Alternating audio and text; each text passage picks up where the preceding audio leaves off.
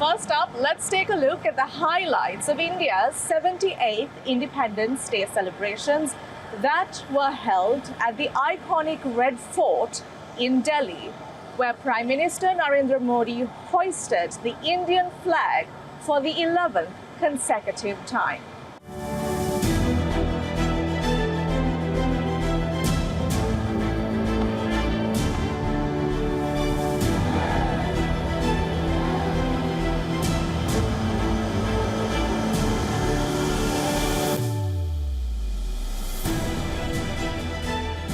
अब समय की मांग है कि देश में एक सेकुलर सिविल कोड हो।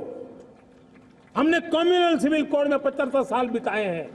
अब हमें सेक्युलर सिविल कोड की तरफ जाना होगा और तब जाकर के देश में धर्म के आधार पर जो भेदभाव हो रहे हैं, सामान्य नागरिक को जो दूरी महसूस होती है, उससे हमें मुक्ति मिलेगी।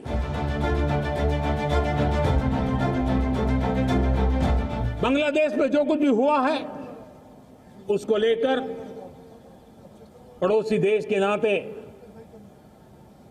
चिंता होना, मैं इसको समझ सकता हूं। मैं आशा करता हूं कि वहां पर हालात जल्द ही सामान्य होंगे।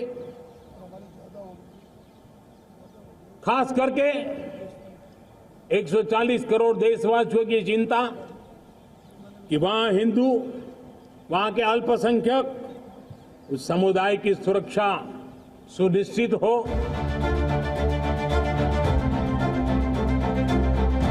और मैं आज लाल किले से फिर बार एक अपनी पीड़ा व्यक्त करना चाहता हूं। एक समाज के नाते हमें गंभीरता से सोचना होगा कि हमारी माताओं, बहनों, बेटियों के प्रति जो अत्याचार हो रहे हैं, उसके प्रति देश का आक्रोश है, जन सामान्य का आक्रोश है।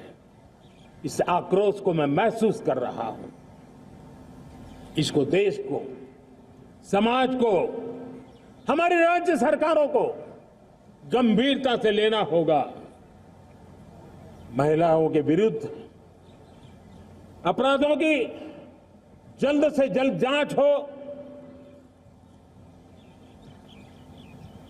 राक्षसी कृत्य करने वालों को जल्द से जल्द कड़ी सजा हो। वो समाज में विश्वास पैदा करने के लिए जरूरी है।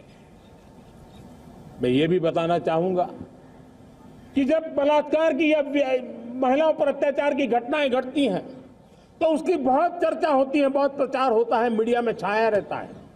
लेकिन जब ऐसे राक्षसी मनोवृत्ति व्यक्ति को सजा होती है, तो वो खबरों में कहीं नजर नहीं आती है, कोने में कहीं पड़ा रहता है।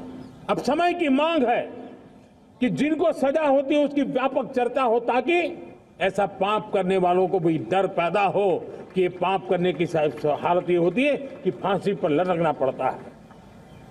और मुझे लगता है कि ये डर पैदा करना बहुत जरूरी है।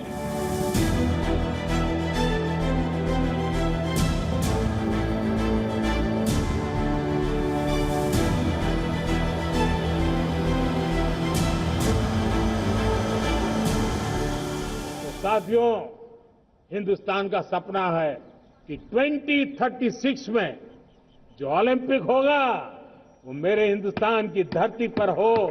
इसके लिए हम तैयारी कर रहे हैं, उसके लिए हम आगे बढ़ें।